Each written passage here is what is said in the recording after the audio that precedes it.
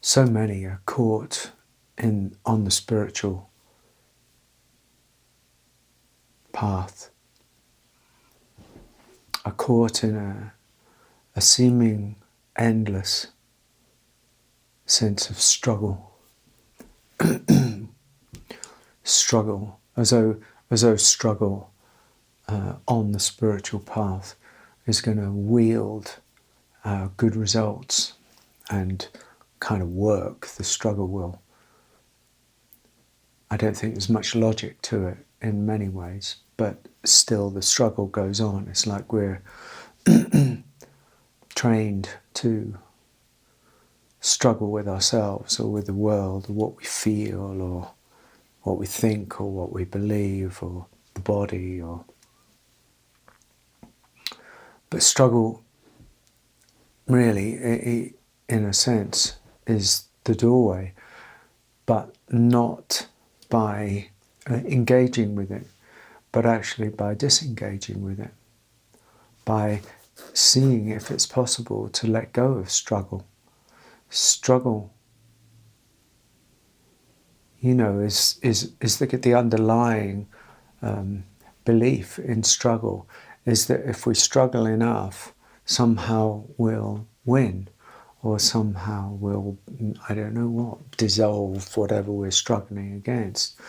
But can you see how the fight with what we're feeling, the fight with, or the argument, struggle is argument with this shouldn't be happening, or I shouldn't feel like this, or this should be easier, or that shouldn't be happening. We struggle as much with the inside as we do with the outside. And at some point that struggle has to be released. In many ways, the release of struggle is a kind of surrender, is a deeper acceptance. And the more we kind of broaden out and see that, we see that struggle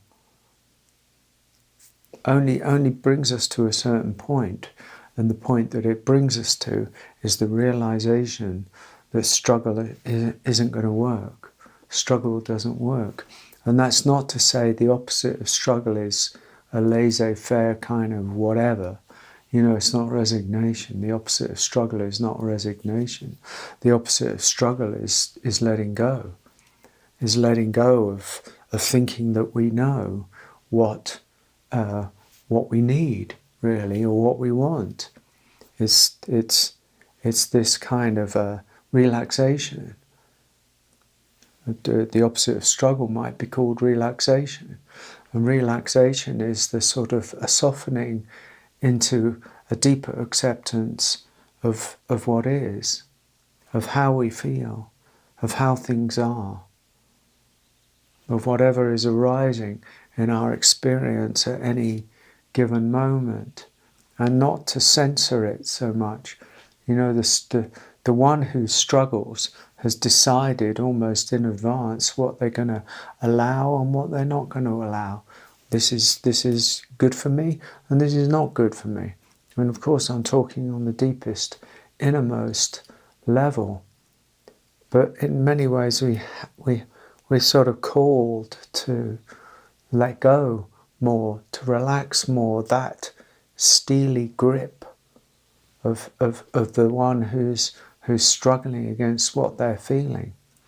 Because it does call us to a deeper surrender, and that surrender is a deeper acceptance. And actually the deeper surrender and the deepest acceptance is a great relief to us, because it means we can stop fighting.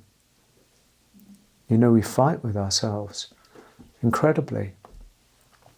There are those who don't, but on the spiritual path, most of the people on a spiritual path are busy fighting with themselves. And this fight has to end at some point. Not by, as I said, not by kind of letting go into whatever, but actually by falling into a deeper awareness, a deeper love, a deeper grace, a deeper equanimity. Then something really starts to happen, because there's something starts to open.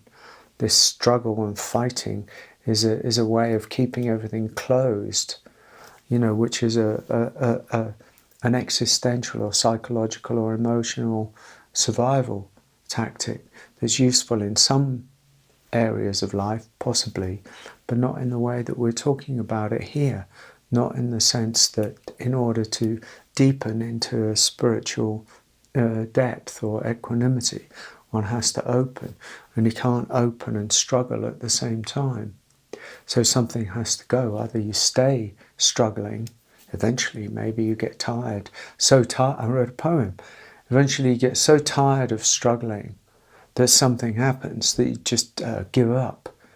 Well, have you surrendered, or has surrender just happened? See, we don't do surrender. Surrender happens when we're tired of struggling. So this struggle takes us to a door somewhere.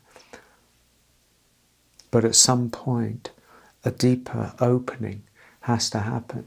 And that's what this video is an invitation to fall deeper inwards, to fall deeper inside, and to let go of the one who thinks they have to struggle in order to get somewhere on the spiritual path, because it's not true.